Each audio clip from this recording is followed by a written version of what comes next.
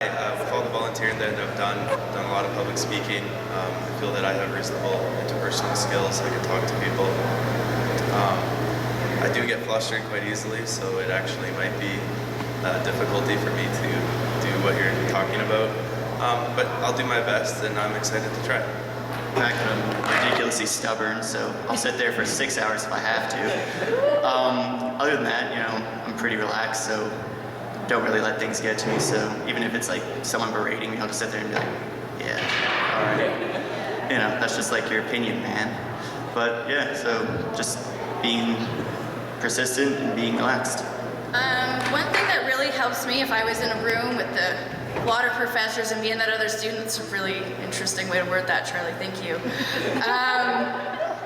I've actually been the only student on client care boards in practicum situations, and I've had to be able to have a clear and concise voice, to be able to convince them, and to actually to get my voice heard from a different perspective from what they had. I'm also part of a sorority of 50 plus women.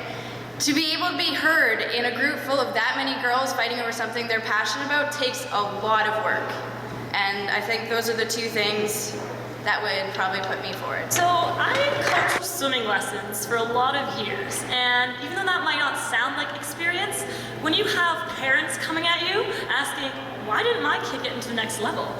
What is wrong with this? You get quite good at negotiating with upset individuals, and I think I've gained some experience with that in being able to talk calmly and get my point across, but still be able to understand where they're coming from and find a bit of a compromise. And I think that's really important, to be able to see the other person's perspective while also still standing firm on your own, and I think I can bring that forward. At this point, I think, you have to be relaxed and confident, and even if you're not confident, just pretend. And I think oftentimes when people get upset into a meeting, it's because usually when you're talking in a meeting, you're not saying your own opinion, you're saying the opinion of the SU or the arts and science reps. So when a professor gets upset with you, remember, they're not actually attacking you. They're just they're talking about the SU, they're talking about your faculty as a whole. So just, you cannot let it get to you. Knows the ref's not the favorite person at the end of the day. And I also try to be a very pragmatic person.